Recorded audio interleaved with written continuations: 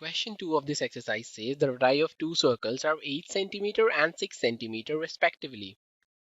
Find the radius of the circle having area equal to the sum of the areas of the two circles. So basically two radius are given in this question. Let's take it as R1 that equals to 8 cm, R2 that equals to 6 cm, and we have to find the third radius, that is R3.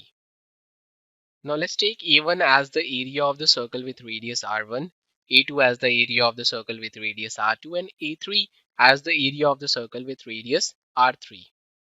So it will become pi R1 square plus pi R2 square is equals to pi R3 square. And from here we will get the value of R3 square, that is pi R1 square plus R2 square divided by pi, and pi divided by pi is basically 1.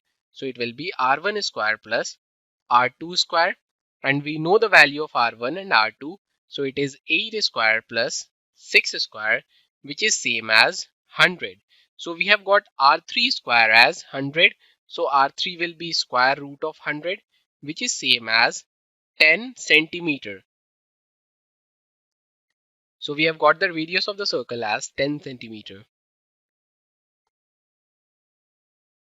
To learn more about how QMath can help you crack school and board exams, explore QMath Leap, a live online classroom program run by highly experienced and committed teachers.